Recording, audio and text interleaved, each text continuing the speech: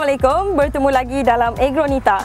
Sememangnya, negeri Pahang terkenal dengan gulai tempoyak ikan patin dan sesiapa sahaja yang datang ke sini pasti tidak melepaskan peluang untuk menikmati hidangan ini. Agronita kali ini mendekati seorang lagi usahawan penternakan ikan dalam sangkar, termasuklah ikan patin dan juga ikan talepia di Jerantut ini. Untuk itu, teruskan menonton segmen ini. Seperti biasa, saya ke Pertubuhan Peladang Kawasan terlebih dahulu untuk bertemu dengan pengurus besar PPK Jerantut iaitu Encik Muhammad Nur Abu Seman bagi mendapatkan maklumat lokasi dan juga latar belakang usahawan yang akan saya temui nanti.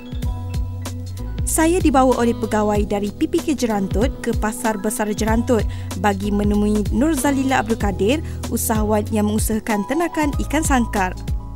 Setiap hari, Nur berniaga di pasar ini dengan menjual hasil ikan sangkar yang diusahakannya sendiri. Selain itu, dia turut menjual puyuh yang juga dipeliharanya sendiri dan ikan-ikan laut yang diambil dari pasar Borong Jengka. Menurut Nur, ikan sangkar yang diusahakannya mendapat permintaan yang memberangsangkan dari penduduk setempat di mana setiap hari jualan ikan patin dan tilapia mencecah 100 ke 150 ekor sehari pada hari biasa dan akan meningkat apabila musim cuti sekolah atau cuti am, terutamanya bulan puasa dan musim perayaan.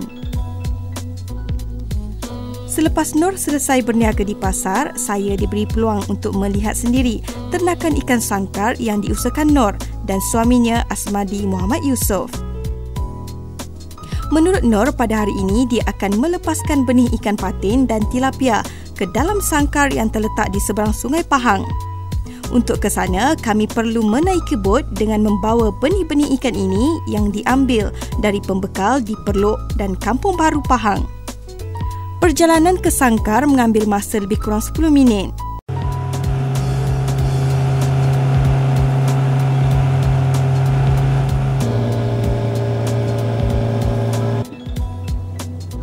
Setiba di lokasi, benih ikan ini akan dilepaskan ke dalam sangkar kosong.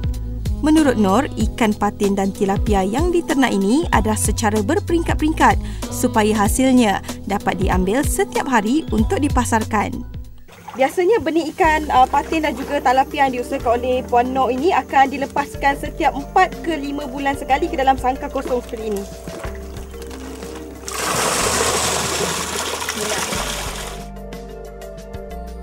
Perniagaan ikan sangkar yang diusahakan Nur ini bermula pada tahun 2009 dengan permulaan modal sendiri sebanyak RM15,000 dengan memiliki 5 buah sangkar pada ketika itu. Namun atas permintaan yang semakin meningkat pada tahun 2012, Nur dan suami menambah 10 lagi sangkar hasil dari pinjaman dari pihak Pertubuhan Peladang Kawasan Jerantut sebanyak RM28,000 untuk menampung jumlah ikan yang semakin meningkat. Dulu saya berniaga di kantin sekolah.